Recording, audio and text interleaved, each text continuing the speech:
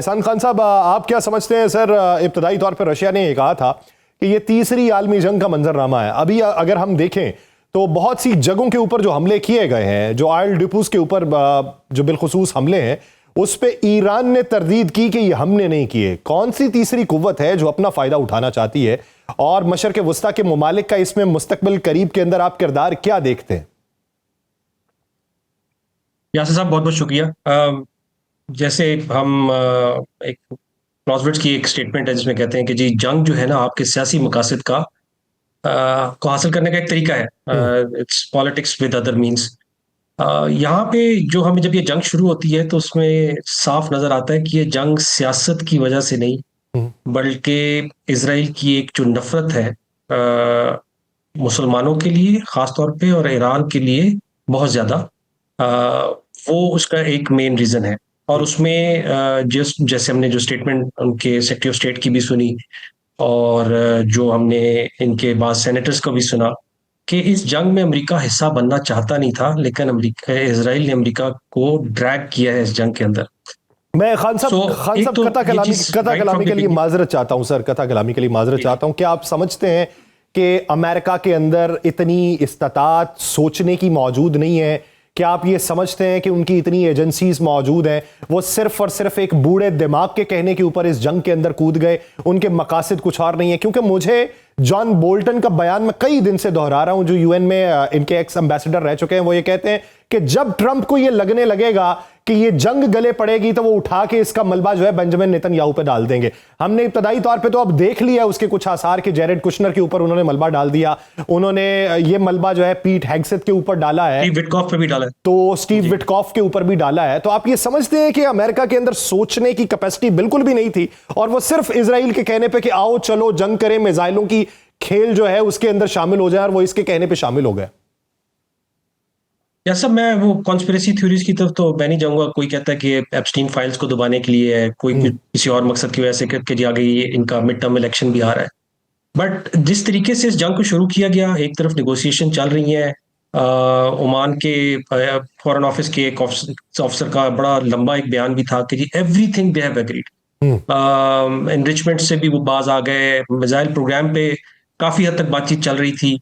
और उसके बाद बिल्कुल लास्ट संडे मेरे ख्याल से या सैटरडे को ये बाय प्लान ये एग्रीमेंट इनका साइन होना था।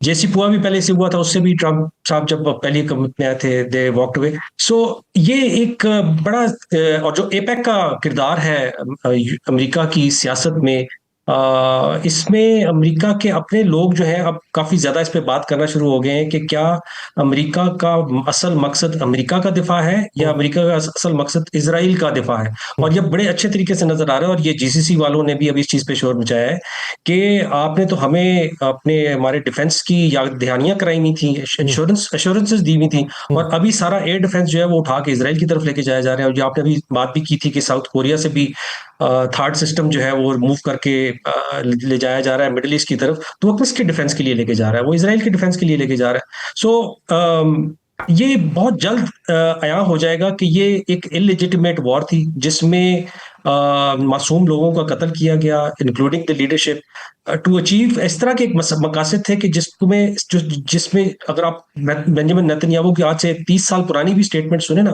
तो वो हमेशा इसी चीज पे कहते हैं कि जी हफ्ते बाद, 10 दिन बाद, महीने बाद। अब ये सफर तो 1995 से शुरू हुआ है और ये सफर दहाइयां दर दहाइयां जो है ये इसी तरीके से नैरेटिव की बुनियाद रखी गई और फिर उसके अंदर डोनाल्ड ट्रंप को शामिल कर लिया गया। उनसे पहले की रजीम्स भी इसके अंदर शामिल रही हैं। मेरा एक सवाल एहसान साहब आपसे है और फिर डॉक्टर साहिबा यही सवाल आपसे भी है। एहसान साहब, मेरा सवाल ये है कि इस वक्त मौजूदा जो सूरत हाल है पाकिस्तान के किरदार के हवाले से, आप ये देखिए कि हम उस ब्लॉक का भी हिस्सा हैं जो अमेरिकन ब्लॉक है और ताज़ा ताज़ा हमारी तारीफ़ें उधर से हुई, और फिर अपने हमसाये के साथ भी हमने अपने ताल्लुकात बेहतर किए यानी ईरान के साथ, और गुज़श्ता जो इजराइल के साथ जंग थी उसमें तशक्कुर पाकिस्तान के नारे लगाए गए। अब की बार हमारे पास ऐसा नुस्खा कीमिया क्या रहा कि हमारे बारे में ना अमेरिका बोला, ना ईरान बोला, ना ही वो मशरक़ वस्ता के ममालिक बोले जिनके साथ हमारे ताल्लुकात बरादराना रहे, या हमने तो बिलफर्ज बरादराना रखे। अब उनकी नीयतें खुदा जाने के क्या रही और पसे पर्दा क्या चीज़ें, मैं उनके ऊपर डिस्कस नहीं करना चाहता, लेकिन हमारे पास ऐसी क्या चीज मौजूद है कि हमने हर जगह सिफारतकारी की, सहूलतकारी की और कहीं ना कहीं हीट कम करने की बात की है?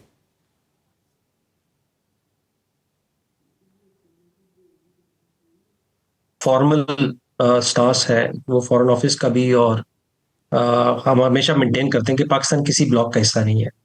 हम एक बैलेंस डिप्लोमेसी के साथ चलते हैं, जिसमें बहुत कम ऐसे मुल्क हैं जिनके एक ही वक्त में अमेरिका, रूस और चाइना तीनों के साथ अच्छे ताल्लुकात हैं। ईरान के साथ भी अगर आप देखें तो हमारे ताल्लुकात हमेशा से बहुत अच्छे रहे हैं। बेशक बीच में कुछ तल्खियां आई, लेकिन वो उन तल्खियों को हमेशा रिकवर कर लिया गया। डिप्लोमेसी के हिसाब से अगर आप देखें तो प्राइम मिनिस्टर भी बहुत एक्टिव हैं, डिप्टी प्राइम मिनिस्टर भी काफी एक्टिव हैं, फॉरेन मिनिस्टर भी हैं, वो तमाम लीडर्स को इकट्ठा करके चल रहे हैं।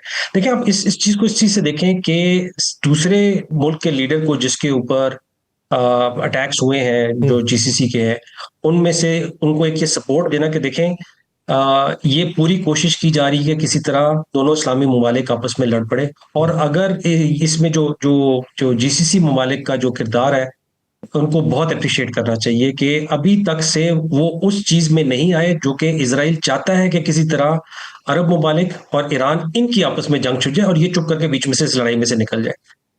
तमाम जीसीसी ममालिक ने, बहरीन ने, सऊदी अरब ने, ओमान ने, यूएई ने, कतर ने, सब ने इस चीज से अपने आप को रोका है, रेस्ट्रेन रखा है कि वो रिटेलिएट नहीं करेंगे। और आपने एक बीच में बात की थी कि जो ये तीसरी कुव्वत कौन है, मुसाद के एजेंट्स सऊदी अरब और कतर में पकड़े गए। आज सुबह भी जो ओमान में भी जो सलाला के ऊपर अटैक हुआ है, उसको बड़ा क्लियरली ईरानी अथॉरिटीज ने कहा है कि जी ये हमने नहीं किया। टर्की में भी जो एक मिसाइल फायर हुआ था, उसको उन्होंने डिनाई किया कि ये हमारी तरफ से फायर किया गया। तो ये कोशिश तो पूरी जारी है कि किसी तरह ये इसराइल और अमेरिका की जंग जो है वो ईरान के साथ जंग खत्म होके ये अरब और फारस की जंग शुरू हो जाए, जिसमें लीडरशिप को बड़ा अप्रिशिएट भी करना चाहिए। और जहां तक रही बात के इनडिस्क्रिमिनेट टारगेटिंग, तो जिस चीज से उनको टारगेट किया जाएगा, डिसैलिनेशन प्लांट पे, जैसे शाहिद साहब ने बताया, डिसैलिनेशन प्लांट उन्होंने ईरान पे अटैक किया, तो उसके मुकाबले में बहरीन पे भी हुआ। आपको शायद हैरत होगी कि दुनिया का 40% डिसैलिनेशन वाटर जो है वो जीसीसी ममालिक में कंज्यूम किया जाता है। इतनी शदीद रिक्वायरमेंट है। और इसमें जो हुर्मुज का जो किरदार है, ये सिर्फ ऑयल एंड गैस तक नहीं, और आपके मैं एक पिछला प्रोग्राम देख रहा था जिसमें आपने सल्फर का भी जिक्र किया हुआ था, इसमें ट्रांसशिपमेंट के मसाइल होंगे, सप्लाई चेन डिस्ट्रप्शन होंगी। और ये जितने हमारे जीसीसी के ममालिक हैं, इनमें उस तरह एग्रीकल्चर नहीं है जिस तरह पाकिस्तान के अंदर है या बाकी ममालिक के अंदर है। ये फूड पे डिपेंडेंट है। अगर इस तरफ से तेल बाहर आना बंद होगा तो वापसी पे खुराक जानी भी बंद हो जाएगी। और अगर डिसैलिनेशन प्लांट सेट हो जाए, इधर से खुराक जाना बंद हो जाए, तो इधर तो एक बहुत बड़ा मसला बन जाएगा जीसीसी ममालिक में। और इसके साथ साथ ट्रांसशिपमेंट, और हमारे जैसे मुल्क जहां की बहुत बड़ी एक रेमिटेंस इधर से आती है, इन सब के अंदर हलकून से तो कोई आवाज ही नहीं निकल पाएगी अगर ये सूरत हाल मजीद बढ़ती रही।